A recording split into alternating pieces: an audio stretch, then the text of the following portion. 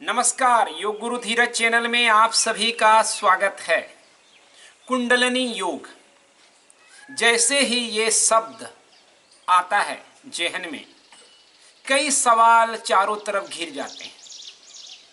साधना कैसी होगी, इससे ज़्यादा इस बात पे हमारा ध्यान जाने लगता है कि कुंडलिनी योग का खतरा क्या है। क्या कुंडलिनी साधना खतरनाक है? हमारे दिमाग में आता है कि कहीं कुंडलिनी से हमारा अनिष्ट तो नहीं हो जाएगा। क्या कुंडलिनी शक्ति हमारे अंदर कुछ भूचाल पैदा कर देगा, कुछ विक्षिप्त कर देगा, मन मस्तिष्क को खराब कर देगा? ऐसे कई सवाल हमारे इर्द गिर्द तैरते रहते हैं। और मौजूदा समय में जिन लोगों ने कुंडलिनी के बारे में कहा, उन्होंने इस तरह के ही सवालों को ज़्यादा से ज़्यादा खड़ा किया, बजाय इसके कि कुंडलिनी साधना में प्रवेश कैसे किया जाए। कुंडलिनी क्या है, कुंडलिनी कैसे जागृत की जाए, इस विषय को लेकर के हम कभी और चर्चा करेंगे। कई और वीडियो बने हैं कि हर चक्र को लेकर के आप उसको देख सकते हैं। लेकिन आज ये चर्चा मौजूद है कि क्या कुंडलिनी जागरण खतरनाक है। मैंने अलग अलग संदर्भों में शास्त्रों को देखा है। योग याज्ञवल्क्य संहिता, जिसमें ऋषि याज्ञवल्क्य कुंडलिनी की चर्चा करते हैं, पूरे चर्चा के दरमियान जो मुख्य बातें होती हैं वो 3 नाड़ियां हैं: ईड़ा, पिंगला, सुषुम्ना।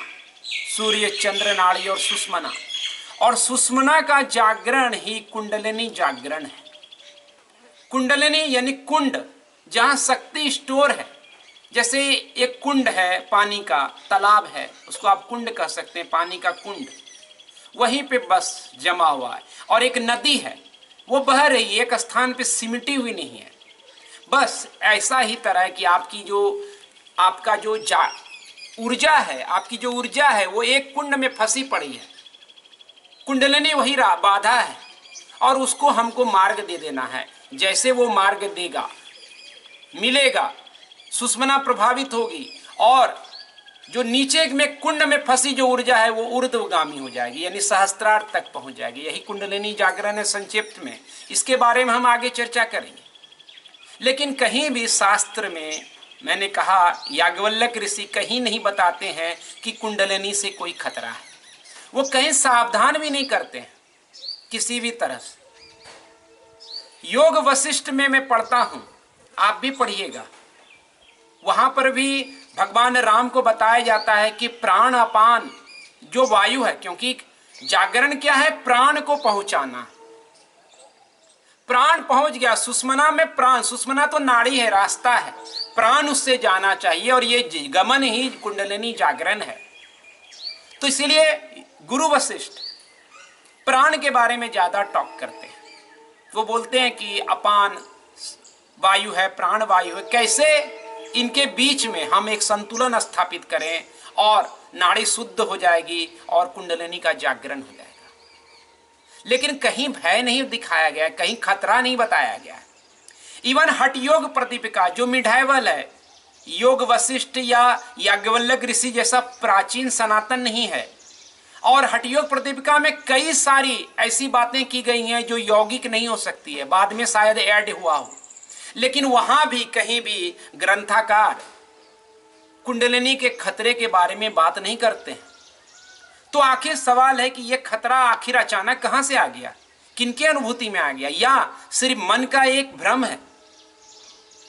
इसको समझने के लिए आपको महर्षि पतंजलि के मन की व्याख्या को समझना पड़ेगा।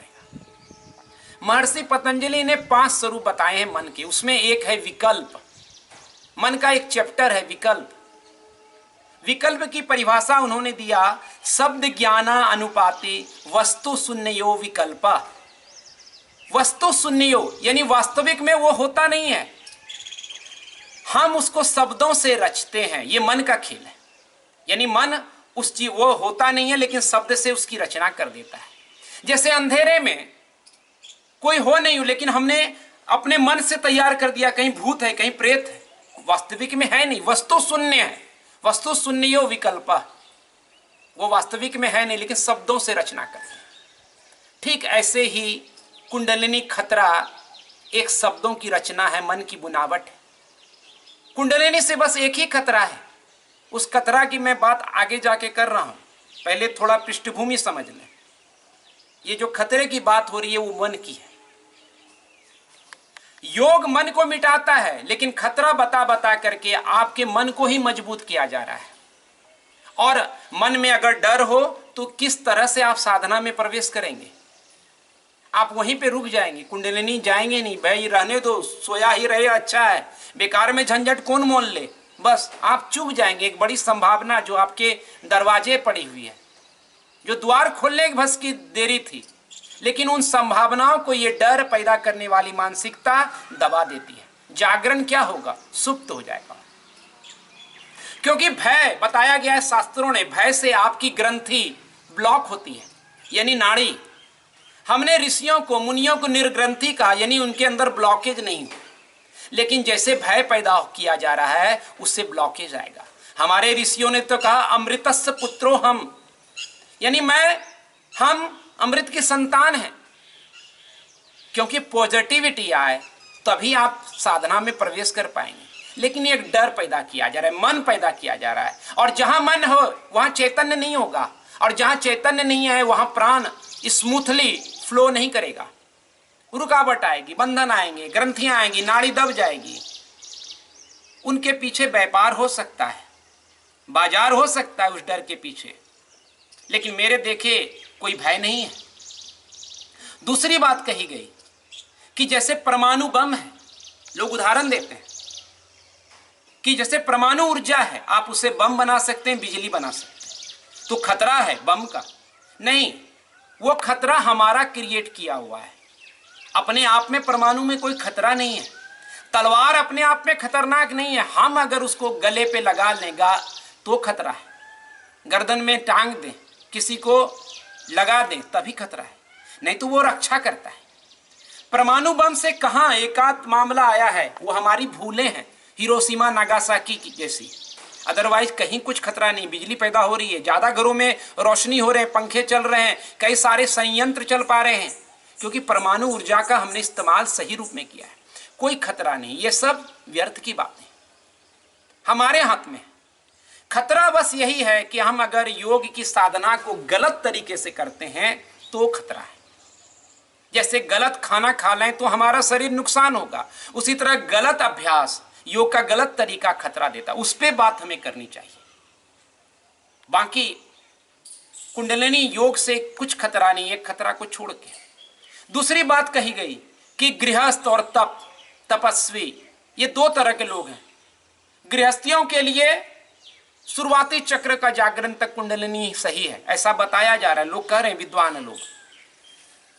ये उससे क्या आएगा? आपका भौतिक सुविधाएं बढ़ेगी, धन संपदा आएगी, फिर लोभ खड़ा किया गया। पहले डर, फिर लोभ, यानी फिर मन आकार लेगा। योग में डर समाप्त करना है, लोभ समाप्त करना है, तभी आपका प्राण जागृत रहेगा। लेकिन देखिए कैसे चालाकी से लोभ और भय दोनों पैदा किया जा रहा है। और फिर बंटवारा है, तीसरा जो आक्षेप है, कहा गया कि तपस्वी लोगों के लिए अलग साधना है, उनके लिए सहस्त्रार तक पहुंचने की बात है, और गृहस्थ के लिए अलग तरह की साधना। कुंडलिनी तपस्वी लोगों के लिए, ऐसा नहीं है। मेरे देखे तो कुंडलिनी साधना का जो बाद में चलन हुआ इसीलिए ताकि गृहस्थ जीवन के लिए साधना को आसान बनाया जा सके। कुंडलिनी जागरण, कुंडलिनी साधना बहुत सहज है, लेकिन हमको जागरण से लगता है जैसे कोई शक्ति ऐसी है जो भूचाल मारेगी। जागरण मतलब बोध का हो जाना, होश का आ जाना, चैतन्यता का प्रकट हो जाना, यही जागरण है। हमें समझ में आ जाए कि हमारे अंदर ऊर्जा है, उसको हम कैसे इस्तेमाल करें, यही जागरण है। और हर चक्र जहां पे ईड़ा पिंगला का क्रॉस होता है, वो चक्र जहां पे घर्षण होता है दो नाड़ियों की, वो ज्यादा इंपॉर्टेंट। इसीलिए आप अलग अलग चक्रों पे हमने बनाया है कि वो कैसे आपके व्यक्तित्व को, पर्सनालिटी को डेवलप कर देता है। कहीं पे आपके अंदर कॉन्फिडेंस पैदा होता है, कहीं हृदय का चक्र रहता है, वहां आपके अंदर प्रेम और करुणा का वास होता है। कहीं अगर स्वाधिष्ठान जगेगा तो क्रिएटिविटी एंड पॉजिटिविटी आएगी, ये कम शक्ति है आपके अंदर। तो ऐसी कई सारी शक्तियां हैं जो अलग अलग चक्र पर आपको स्पंदित करेगी। लेकिन यहां भी बंटवारा किया गया गृहस्थ और तपस्वी।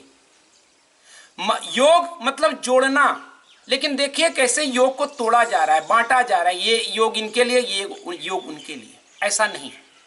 योग बड़ा सहज है। आप गृहस्थ हैं या सन्यासी हैं, सब लोग योग में उतर सकते हैं।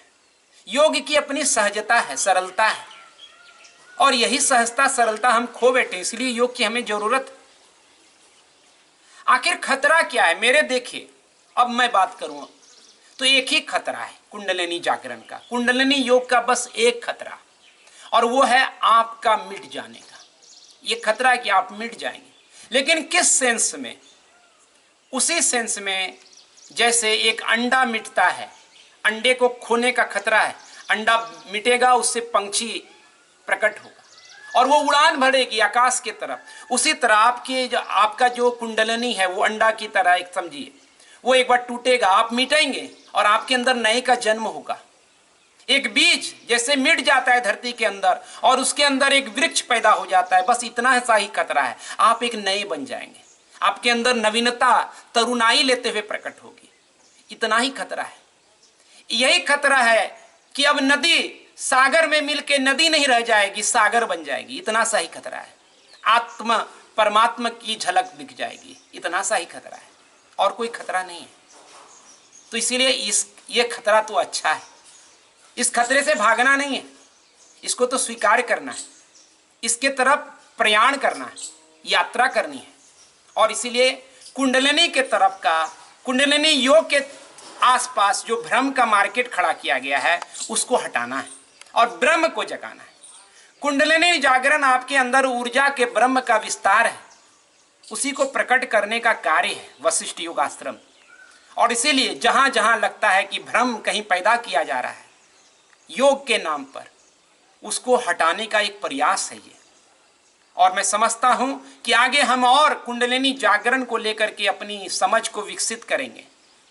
कई वीडियो ऑलरेडी जारी किए गए, लेकिन और आपके अंदर कुंडलिनी शक्ति और जागरण को लेकर सारा कॉन्सेप्ट जो शास्त्रों में बताया गया है, मैं श्लोक को प्रस्तुत कर करके आपके सामने लाऊंगा, ताकि कहीं द्वंद्व न रहे कि वो मेरे विचार हैं, बल्कि अनुभूति में है, और उस अनुभूति को आपको अंगीकार कर लेना है। और इसीलिए कुंडलिनी जागरण सहज है, साधो सहज समाधि।